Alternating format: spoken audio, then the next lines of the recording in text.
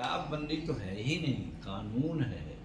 कानून है, कानून बनाए हैं अपने मुंह में मिट्ठू जो बने, लेकिन शराबबंदी नहीं है।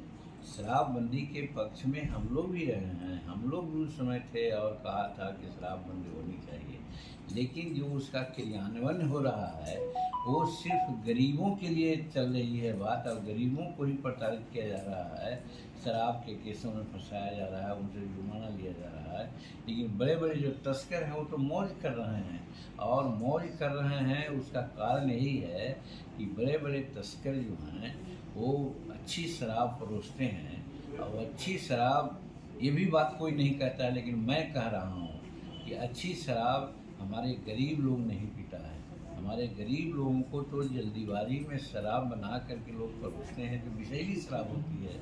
8 दिन में शराब बनती है, जो 2 घंटा में शराब बन जाती है, नौशादा दे के, यूरिया दे करके, गाय पहनाने वाली दवा दे करके, तो वो सब विषैली शराब है। और मैंने गरीब को उधर केस मुकदमा में भी फंसा रहे हैं, और इधर विषैली शराब से उनकी हत्या हो रही है। तो शराब के नाम पर गरीबों के साथ यहाँ पर घोर अत्याचार हो रहा है नीतीश कुमार जी के द्वारा। और दूसरे ओर जो बड़े लोग हैं, रात में 10 बजे के बाद पति पत्नी दोनों पीते हैं, लाख लाख रुपए का, 50-50 रुपये की शराब पीते हैं।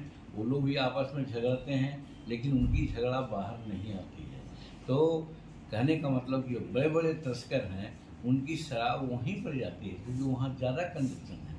हमारे के यहाँ क्या कंजप्शन है, गरीब के यहाँ क्या कंजप्शन है, वो कहीं मिला 18 पावर पे लिया हो गया। तो शराबबंदी है, होना चाहिए, लेकिन जिस रूप में इन्होंने इम्प्लीमेंट किया है वो कभी अच्छा नहीं कहा जा सकता है। और मैं तो ये कहता हूँ कि 100 चूहा खा करके बिल्ली चली है को, ये 2005 में क्या किए थे। 2005 से 10 तक गांव-गांव दारू का इन्होंने ये खुलवा दिया, सबको परमिट दिया, और आज कहते हैं कि दारू बंद करो।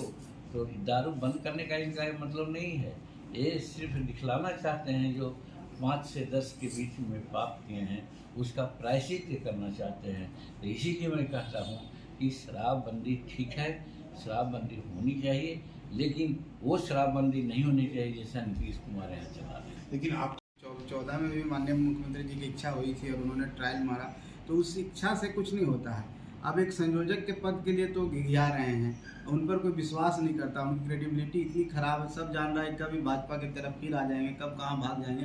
तो ऐसे व्यक्ति को कोई हम नहीं समझते हैं कि उस तरह का पद मिलने वाला है। प्रधानमंत्री का माने पद भी उसके उम्मीदवार हो जाए, ये बहुत बड़ी बात है उनके लिए, लेकिन ये होने नहीं जा रहा है। इस बात को समझती है जनता और कार्यकर्ता तो बेचारे होते ही हैं, अपने नेता का गुणगान करते हैं, उनको खुश करने के लिए कह दिए तो उससे क्या फ़र्क पड़ता है, वो प्रधानमंत्री बन जाएंगे, ऐसी कोई संभावना नहीं है। प्रधानमंत्री के चक्कर में उनकी मुख्यमंत्री की कुर्सी भी चली जाएगी, और उनकी कुर्सी चल जाएगी तो उनका पार्टी का भी विनाश हो जाएगा, पार्टी उनकी खत्म हो जाएगी। अगर वो थोड़ा सा उनके अंदर समझ है, हम समझते हैं, तो इस तरह की बात वो नहीं करेंगे।